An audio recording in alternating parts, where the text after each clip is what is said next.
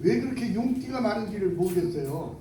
앞에 있는 우리 김재우 장로님도 용띠, 김용환 장로님도, 저도, 또 오계환 사무총장 장로님도, 또 한 분 누가 있죠? 신기덕 장로님. 장종환 우리 장로님, 조중현 목사님. 왜 그렇게 용들이 많은지를 모르겠어요. 참 너무 감사한 일이고요. 그러니까 무슨 일이 될 겁니다. 그러면 제가 시사 특강을 시작하도록 하겠습니다. 이번 주는 뭐 방송과 매체에서 이렇게 소개를 많이 해서 아실 겁니다. 첫째로는 에이펙에 우리 대통령께서 가셨죠. 가셔가지고 시진핑을 만나서 양자회담을 했습니다. 그리고 한미일 정상회담을 했습니다. 거기에다가 한중 정상회담까지 했습니다. 그래서 참 외교는 우리 윤석열 대통령이 정말 잘하시는 것 같아요. 이 문제는 내치인데, 내치는 국내 정치 내치가 아니라 가정사 내치입니다. 아침 신문을 보니까 어떻게 가늠이 안 된다고 그래요. 자기 마음대로 와이프를 컨트롤할 수가 없다고 그래. 그게 신문에 논설 위원이 쓴 거예요. 어떻게 가늠을 못하겠다. 마음대로 안 된다는 거예요. 대통령 부인께서 고수부진가 어디 나가가지고 딱 여기에다가 딱 그러고 한쪽 손으로 딱 가리키면서, 그걸 어디에서 이 사진이 나온지 아세요, 여러분? 용산에서 나온 사진입니다. 이 정도로 감각이 형편이 없어요, 참모들이.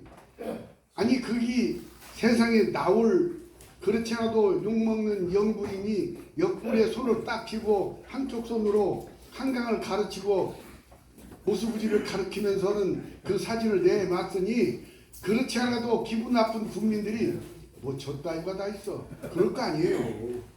그 사진을 사진 기자가 비밀리 찍은 게 아니고 용산에서 공식적으로 찍은 사진이 그렇게 외부로 나왔고 신문지상에 나왔다.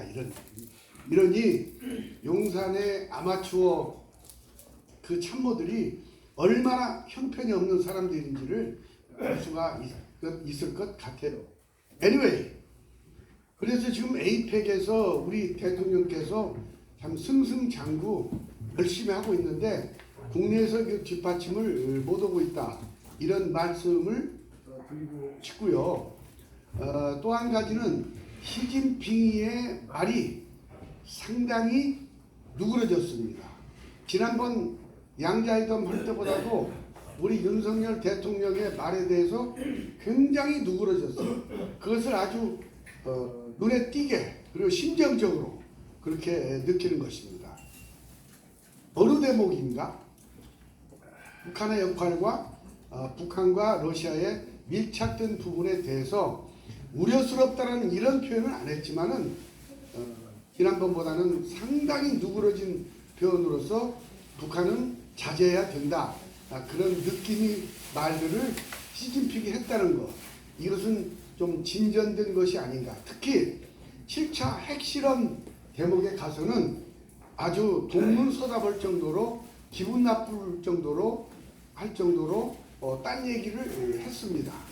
제가 얼마 전에도 왜 북한이 7차 핵실험을 하지 못하느냐, 그거 제가 여러분께 얘기를 한 적이 있어요.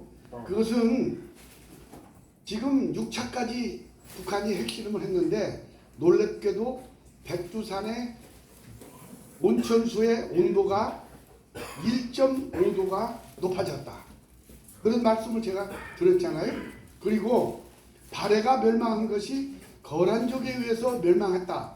기록은 그게 맞지만 실질적으로 발해가 멸망한 직접적인 이유는 백두산, 활화산, AD 80 몇 년인가 터진 그것 때문에 발해가 멸망을 했다. 제가 그런 말씀을 드렸을 겁니다. 만약에 7차 핵실험 그래가지고 백두산의 용암이 건드려지고 더 발전이 됐다. 거기서 폭탄이 화산이 터졌다 할 때는 동북 삼성이 쑥대밭 되는 것은 물론이고 북한은 말할 것도 없고 이 동북아 전체가 다 엉망이 되는 겁니다. 이걸 시진핑이 모르겠습니까? 그래서 북한의 7차 핵실험에 대해서 우려 아닌 우려를 표명할 수밖에 없고 김정은이는 지가 아무리 간대기가 부었고 간이 배 밖으로 나왔다 할지라도 중국에 그런 직접적인 피해를 주는 제7차 핵실험은 부담스럽다. 그래서 지금 현재까지 안 하고 있다. 이런 등등의 내용이 오늘의 시사 특강의 주 내용으로 등장이 됩니다. 그 다음 우크라이나 중동 문제는 지난번 보고 드린 바와 같습니다. 처음에는 북한이 우크라이나 러시아에 군대 파병을 하지 않았다라고 발뺌을 하다가 집요하게 얘기를 하니까 인정을 하고 그 사진들이 나오니까 이제는 러시아와 북한의 동맹에 의해서 동맹을 지켜주기 위해서 우리는 가지 않을 수 없다라는 말도 안 되는 명분을 붙여서 외부에 내놓고 있다. 이 말씀을 드리고 싶습니다. 그 다음에 결국 그 북한의 문제입니다. 북한은 현재 두 국가론을 주장하고 있습니다. 김정은이의 두 국가론은 김일성, 김정일의 윤과 완전히 배치되는 주장입니다. 김일성, 김정은이가 김일성, 김정일이가 버틸 수 있었던 것은 우리가 회복시켜야 할 남조선이 있기 때문에 여러분 조금만 더 고생 좀 해주십시오 라고 이렇게 명분을 가지고 얘기를 그동안 했는데 두 국가론이라고 김정은이가 내질러버렸습니다. 두 국가론의 핵심은 뭡니까? 통일은 안 하겠다는 얘기예요. 우리는 우리끼리만 살고 너희들은 너희끼리 살아라. 그 대신 우리 건들지 말아라. 이게 두 국가론의 핵심입니다. 여러분 이것은 대한민국 헌법에 위반되는 일입니다. 대한민국 헌법은 이런 김정은이의 두 국가론을 절대로 양해할 수가 없는 우리의 헌법입니다. 우리는 통일을 해야 됩니다. 자유민주적 통일을 해야 됩니다. 그런데 김정은이는 이대로 가다가는 도저히 자기가 확보한 이 권력, 북한 내에서의 이 권력, 3대 세습 체제 권력, 이것을 유지할 수가 없겠다 판단하고 두 국가론을 얘기를 했는데 놀랍게도 남쪽에서 우리 대한민국에서 김정은이의 두 국가론을 지지하는 인간들이 있습니다. 이게 누구냐? 바로 임종석이라는 친구입니다. 임종석이가 김정은이가 두 국가론을 얘기하자마자 얼마 안 있다가 어떤 주장을 했냐? 맞다! 통일 포기론이다. 통일을 포기하겠다. 그러면서 김정은이의 두 국가론을 뒷받침해주고 있다는 사실 아니겠습니까? 이건요 헌법 위반이고 보안법 위반이고 이것은 어떻게 저 친구를 죄를 줄까 까마득할 정도로 생각이 안 날 정도로 충격적인 그런 주장입니다. 어떻게 통일을 포기합니까? 어떻게 우리 헌법에 나와 있는 통일을 우리가 포기할 수가 있냐고요. 이게 다름이 아니라 문재인 정권의 비서실장을 했다는 임종석이 그 입에서 통일 포기론이 나왔단 말입니다. 이것은 예산일이 아니고 그 정도로 지금 우리 대한민국 곳곳에 간첩들이 암약하고 있다. 이렇게 얘기할 수가 있을 것입니다.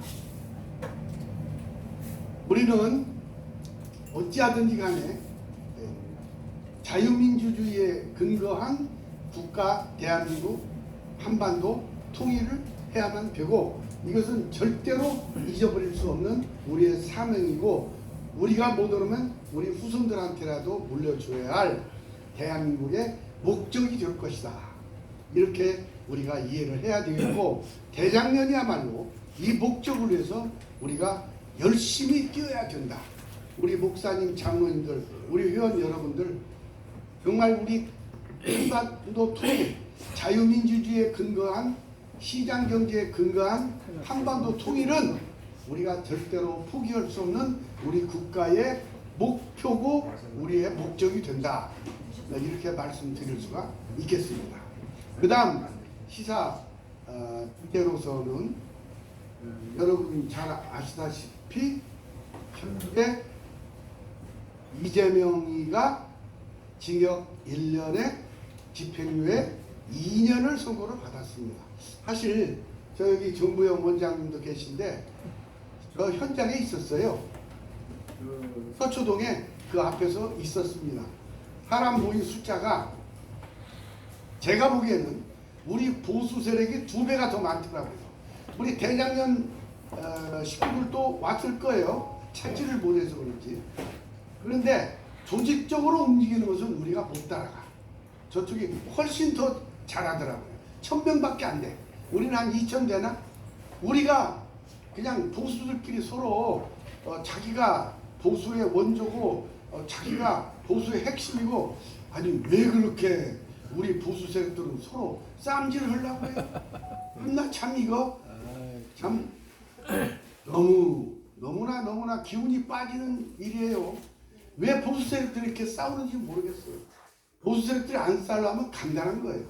약간의 이견이 있는 주제들은 뒤로 미루는 거예요. 미루고 우리가 확실히 서로 동의할 수 있는 주제가 뭡니까? 이재명 끌어내자 아닙니까? 그리고 주사파 끌어내자, 민노총 끌어내자 이거 아닙니까? 거기에다가 배달들을 뒤에서 조정하는 중국 세력 처단하자 이거 아닙니까? 이런 거에 대해서는 누구도 우리 보수 세력 어떤 세력도 반대하지 않아요. 그래서 반대하지 않는 어떤 주제들을 하나로 가지고 묻고 그리고 약간의 서로 간에 이견이 있는 그 주제들은 발언을 안 해야 되는데 자기들만 최고다 이거예요. 저기들만. 이것이 우리 보수 세력들의 정말로 한계다. 자, 폐일원하고 이재명이가 뭐라고 주장을 했어요? 징역 1년, 집행유예 2년을 딱 받으니까 이 친구가 상식과 공정에 반하는 법원 판결이었다. 얼마나 이 민주당에서 법원에 그냥 빌면서 그냥 마음 얻기 위해서 검찰은 500억인가요? 그걸 싹 그냥 기밀비 잘라버리는데 올려달라고도 안 했는데 법원 예산은 200억인가요? 이거 올려주고 별 세상 말로 지랄 다 떨었잖아요. 그런데 이번에 판사 부장판사가 참 감사한 게 제대로 된 판사야. 더 놀라운 사실은 이 판사 소속이 우리법연구회 소속의 판사야. 우리법연구회는 뭐냐? 문재인 때 소위 그 진보 좌파 판사라고 하는 모임의 일원이에요.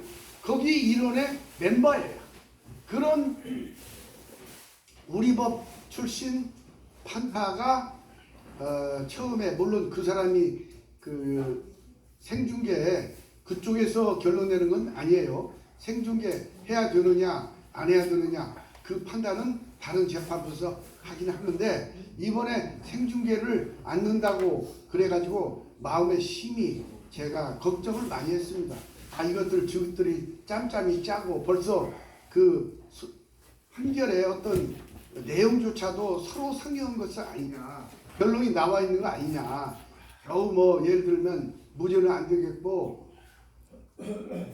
벌금 300, 500 정도 때리는 거 아니냐 무죄는 나갈 수가 없으니까 엄청나게 걱정했어요.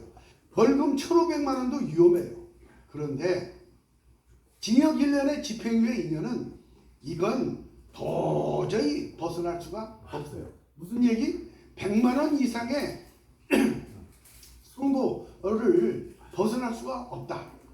어떻든 100만 원 이상만 이재명이가 받으면 대통령 나갈 수 없고 앞으로 10년 동안인가 5년 동안 그러니까 벌금은 5년 동안 못 나가고 집행유예 이상은 10년 동안 선거에 못 나갑니다. 그래서 벗어날 수가 없다. 이렇게 생각을 했고 하여튼 걱정을 많이 했는데 아주 양심적으로 법리에 의해서 판단을 잘해줬다. 그런데 이재명이가 한 얘기 공정과 상식과 법치를 저버린 판결이다. 그렇게 판사들한테 온갖 아양을 다 떨어놓고 결론이 이렇게 나오니까 공정을 언급했고 상식을 언급했고 법치를 언급했어요. 그리고 또 한 가지 재밌는 얘기. 여러분들 행간의 의미를 금방 알아내야 됩니다. 우리가 주장하는 안과 그리고 법원에서 주장하는 안에 어느 것이 더 경쟁력이 있는지 국민들은 판단할 것이다. 여러분 이 말 속에 혹시 모순점을 잡아내지 못하셨나요? 그러면 제가 얘기하겠습니다. 법원의 판단과 자기 민주당의 판단이 어느 것이 국민을 향해서 경쟁력이 있는지 한번 우리 알아보자. 이 얘기 아니에요? 이건요 나쁜 놈이 안 맞아. 저도 변호사 공부 열심히 해서 사법고시 합격하고 변호사까지 된 놈이 이런 워딩을 했다는 그 자체는 첫째로 실력이 형편없는 놈이거나 컨닝을 해서 사법고시 합격한 것이나 아니면 양심에 털이 난 놈이거나 둘 중에 하나인데 후자 같아요. 왜냐 판사가 판결을 할 때는 다수결에 의해서 판결하는 것도 아니요. 두 번째 어떤 개인의 가치관 또는 개인의 국가관 그런 거에 기초해서 판결을 내리는 것이 아닙니다. 판결은 어떤 원칙을 가지고 내리느냐 오직 한 가지 법리에 의해서 판결을 내리는 거예요. 이게 양심적이다 비양심적이다 판단할 때 기준이 바로 법리입니다. 아무것도 보지 말고 증거가 가르치는 대로 법률이 가르치는 대로 가르치는 것이 아니라 가리키는 대로 방향을 가르쳐 주잖아요. 증거가 가리키는 대로 그리고 법률이 가리키는 대로 이게 바로 법리대로 판결하는 것입니다. 이번에 판결 저는 잘했다고 봅니다. 저는 그 판사한테 박수를 저는 보내주고 그 다음 이제 진행이 될 겁니다. 25일 며칠 안 남았죠. 그것은 이중죄예요. 여러분 이중이 얼마나 무서운지 아십니까? 이중은요 정말로 무서운 거예요. 억울한 사람 죄도 짓지 않는데 엉뚱하게 돈 주고 증인을 사와요. 사와가지고 법정에서 나 도둑질하는 걸 봤다 증언하게 만들어요. 이게 위증죄예요. 바로 이재명이가 이런 나쁜 짓을 했다는 거예요. 그래서 3년 구형을 받았습니다. 이건 2년 구형을 받았거든요. 그래서 징역 1년에 집행유예 2년을 받았는데 모르긴 몰라도 판사가 법리대로만 판결한다면 이건 제가 보기에 징역 1년 이상 해가지고 법정 구속을 해야 됩니다. 저는 그렇게 생각합니다. 모르겠습니다. 이번 판사는 어떠한 판사인지 어떻게 될지를 모르겠습니다. 아무튼 우리 대한민국은 현재 고난의 행군을 지나가고 있습니다. 고난의 행군, 북한은 먹을 것이 없어서 배고픈 고난 행군이었다면 현재 우리 대한민국은 이념과 같이 흔들리는 국민들의 마음 하나 되지 못하는 마음 고난의 행군을 가고 있습니다. 이 고난의 행군을 이제 바쳐야 되고 이거 할 때는 꼭 우리 대한민국 장로연합회 같은 양심적인 단체가 앞장서야 되지 않을까 이런 생각. 내가 우리 교회 얘기를 해서 참 미안한데 우리 교회가 지금 한 성도수 재접수 한 2,000명 되고 나오는 성도수는 한 1,000명, 1,100명 뭐 이 정도 됩니다. 그런데 문제가 생겼어요. 뭐냐면 이건 뭐 제가 자꾸 우리 교회에 이러면 목사님들 계신데 또 시험 받을 걱정이 드는데 아니에요. 목사님들도 이걸 아셔야 이 목회하는데 도움이 될 줄 몰라요. 이분을 제가 당에 소개할 때 제가 주도가 돼서 모셨어요. 잘했어요. 전호 목사입니다. 만 50세 되신, 이제 올해 50세 되신 분인데, 근데 우리가 지금 몇 년이 됐냐? 50년이 됐어요. 반백 년이 됐어요. 그 자리에. 그래서 여러분 성남 아시겠죠? 이게 광주 대단지 사건 밀란의 현장입니다. 그때 있다가 조금 있다 생겼습니다.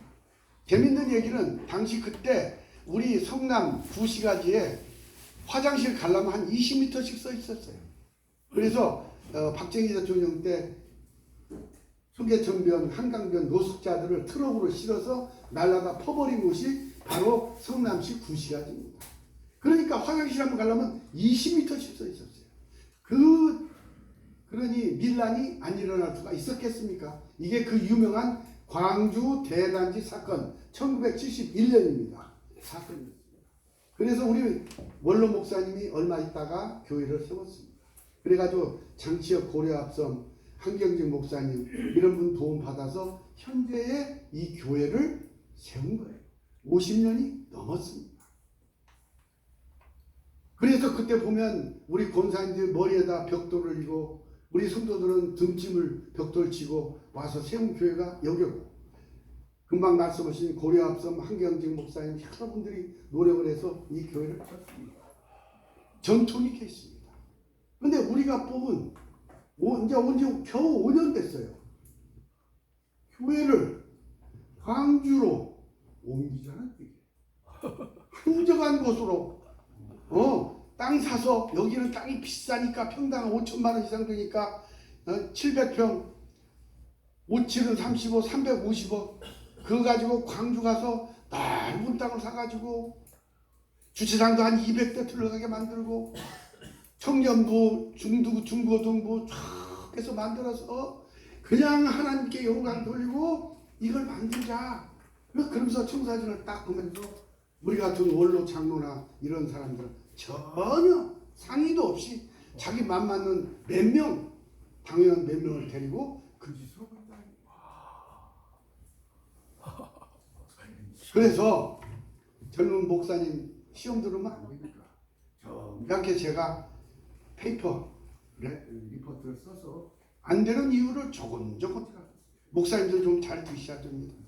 우리가 1980년대 이후로 우리가 이렇게 아동들 숫자도 적어졌고 또 현재 그 양심 있고 아주 지극한 학문이 높은 송신대, 장신대, 총장님들 이런 분들이 앞으로 우리 교계의 발전은 성장이 아니라 성숙의 단계로 가야 된다. 그리고 우리 기독교가 현재 인기가 없다. 우리 자녀들은 어떻게 가르쳐야 한다. 이걸 내가 구석 따라가지고 정말 피를 토하는 심정으로 제가 페이퍼를 작성해서 그리고 현재 있는 이 교회가 어느 정도 우수한가. 그 당시에는 성남의 변두리였지만 지금은 노란역이 옆에 있고 중앙동층이 바로 오른쪽에 있고 이 앞으로 경전처럼 지나간다고 그러고 얼마 전에는 119 소방서가 우리 교회 뒷전에 와 있어서 교인들의 안심호 저녁에도 와서 예배 드릴 수 있고 이렇게 좋은 곳으로 변화가 됐다. 그런데 어째서 이사를 가려고 하느냐. 절대로 교회 옮기는 것은 신광교회의 원칙, 원리, 신광교회가 주장하는 원리도 안 되고 더더군다나 경제적 논리로서도 옮겨서도 안 되고 오직 한 가지 원칙, 복음의 원칙, 이 원칙을 따라서 우리가 교회 이전 문제를 논해야 된다 했는데 많은 분들 했는데 목사님이 변하지가 않아. 아브라함이 본토 친척 아비집을 떠나 내가 너한테 질 가라. 그 말씀 자꾸 갖다 붙이면서 계속 가야 된다는 얘기예요. 목사님들 이래도 되는 겁니까? 아 이거 말이에요. 도대체 몇 명? 절대 안 됩니다. 안 되죠. 안 되죠. 절대 안 되죠. 예수님은 그렇게 안 가르쳤어. 그렇죠. 그래서 제가 드리고 싶은 말씀이 이게 있습니다. 고난이 있단 말이에요. 고난이 우리 교회 같이 남들 부자 교회 성도들 참 이제는 먹고 살만하고 다 그런 성도들이 우리 교회에 오지 않습니까? 그래서 이제 발전하면 되고 제가 이제 은퇴를 해서 이제 당회원은 아니지만 청년부에 제가 고문 자격으로 청년부 예배를 들어가고 있어요. 근데 우리 청년부가 2배로 성장을 했어. 노력을 하면 되는 거야. 근데 왜 어째서 이사를 가려고 그러냐? 여기에는 온갖 추측, 씩씩거리는 내 밑에 장로들 몇 사람 있지만 그런 얘기까지 여기서 전해줄 수는 없고, 아무튼 우리 목사님들은 정신 번쩍 차려야 됩니다. 주변에 좋은 얘기로 쏙 닦으는 그 소리 절대로 들으면 안 됩니다. 그래서 우리 교인은 죽을 때까지 고난이야, 고난. 고난이고 고난입니다. 그런데 그 고난은, 그 고통은, 고난은 축복이라는 우리 조중현 목사님 설교도 있잖아요. 당연하다. 이 고난은 당연한 거다. 이상한 거 생각하지 말고 고난을 받아들이자. 어떤 경우에도 고난은 인생길은 있다. 제가 말입니다. 금방 아브라함 얘기를 했는데 본토 친척 아비집을 떠나 내가 너한테 지시할 땅으로 가라. 바로 갔습니까? 중간에 하란으로 갔잖아요. 제가 그걸 봤어요. 하란은 유프라테 강도 못 건넜어. 앞으로 지시할 땅 가나안 가려면 유프라테스 강을 건너야 돼요. 그 다음에 다메섹, 시리아 다마스커스도 건너야 되고 헬몬산도 건너야 돼요. 그래야 가나안을 갈 수가 있는 길이에요. 그런데 그러면 젖과 꿀이 흐르는 가나안 땅에 가면 거기에는 왜 하나님이 갈대아 우르를 왜 어째서 떠나게 했나요? 우상 숭배가 있어서 너는 내가 지시할 땅으로 가라고 했잖아요. 하란 갔잖아요. 여러분 제 해석이 틀린지 어쩐지 한번 판단해 보세요. 하란이 갔잖아요. 하란도 우상의 그런 도시였잖아요. 그러면 갔어요. 그러면 어디로 갔느냐? 세겜성에 있는 모래 상수리 나무 거기까지 딱 갔잖아요. 여러분 제가 알고 있는 성경 지식으로 상수리 나무는 여기는 점치는 곳입니다. 점성사들이 점치는 곳이에요. 그러면 거기는 그렇게 갈대아우로 떠나서 세겜 땅 모래 상수리 나무까지로 가게 하셨다면 거기는 우상이 없어야 할 장소가 아닙니까? 근데 왜 거기도 우상이 있냐고요? 이게 하나님 뜻입니까? 그래서 제 마음속에 울리는 것은 인생길은 다 똑같구나. 하나님께서 우리 인생길 가는 건 편한 길이 없구나. 어느 곳에서라도 나의 고난은 있고 나의 순환은 있구나. 여기서 내가 주님의 뜻이 무엇인지를 내가 알아야만 되겠구나. 주님, 이 고난 감사합니다. 이 고통 감사합니다.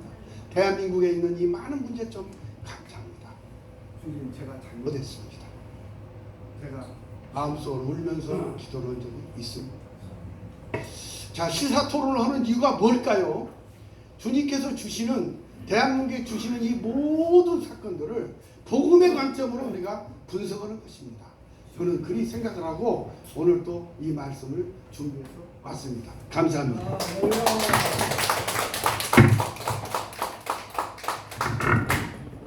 예, 다음에 이 김정은 장로님께서 하시기 전에 제가 잠깐 광고 좀